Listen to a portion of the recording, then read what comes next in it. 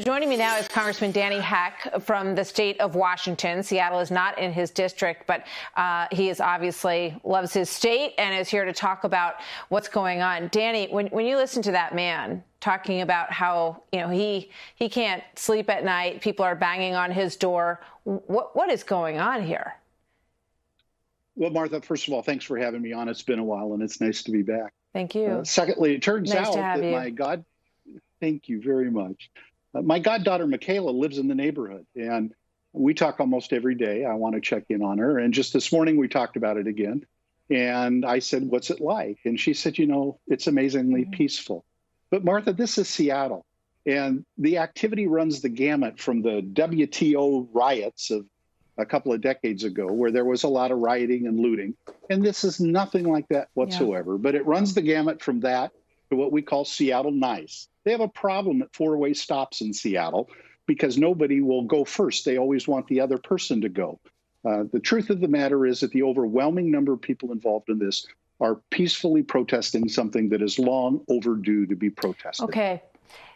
All right, Congressman, though, you know, with all due respect, there's no niceness to any of these companies that have these businesses in the neighborhood that are completely boarded up. No one can go shop there. They can't go buy anything. They're completely shut down. The police officers would like to get back into the precinct so they can do their job. You know, we had Carmen Best, a soundbite from Carmen Best a little. Let's actually listen to what else she says about how difficult it is now to protect people in that zone. Listen to this. Our calls for service have more than tripled. Rapes, robberies, and all sorts of violent acts have been occurring in the area that we're not able to get to. So it is not right for us not to be able to deploy our officers here. She says rapes, robberies, and violent acts, and we cannot get in there to help. How is that possibly happening in the United States of America, sir?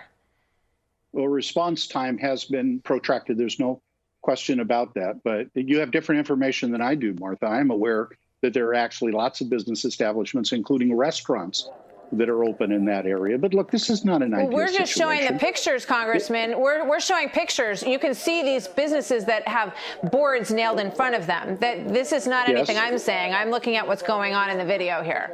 Right. Martha, I didn't say they were all open. I said some of them were open. And no, I can't see your pictures in this connection, but I will take your word for it.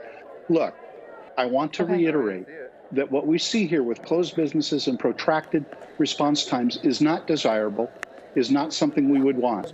But Martha, here's what else we do not want. We do not want a nation in which the culture of police enforcement is that you can lay a black man on the pavement face down, handcuff him, put your knee in the back of his neck and squeeze the life out of him while he is crying for his mama and pleading, I can't breathe. And that was just one example, George Floyd, that is emblematic of far too much institutional racism in this country. That's the statement that's being made here. But I couldn't agree with you more. Getting back to where those businesses can be reopened is absolutely the goal. So when you listen to Carmen Best, the police chief, does she deserve to be swept with that broad brush? Do all of these police officers in Seattle fit the description of the kind of heinous acts that you are describing? And when they wake up in the morning and they go out and they, you know, can never guarantee that they're going to come home at night, are these the people that you think Seattle needs to be protected from? So the answer is, of course not, Martha.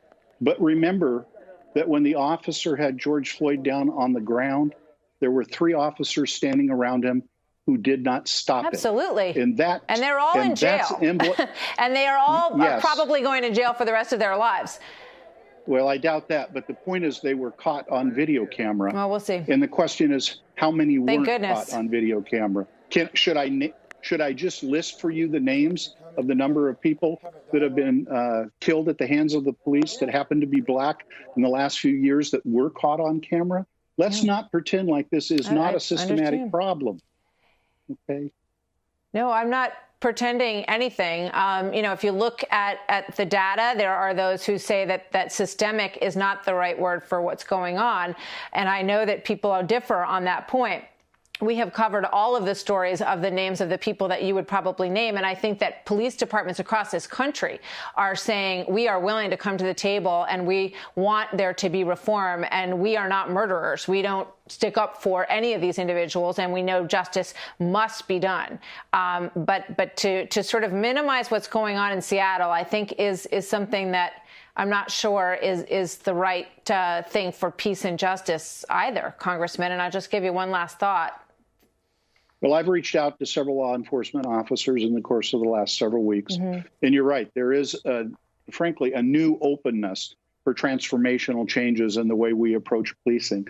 And I actually think that at the point at which we get more officers stepping forward and being willing to advocate for some of these advances, then we're going to be a lot healthier of a country, and our communities are going to be a lot safer. And part of what I hear from them, Martha, all the time is, we would like to fight crime. We feel as though we are called to answer way too many incidents that are outside the purview of actually fighting crime. So there are voices out there that want to join, I think, in the effort to advance policing practices. Congressman Denny Heck, thank you very much, sir. Good to have you with us tonight, as always.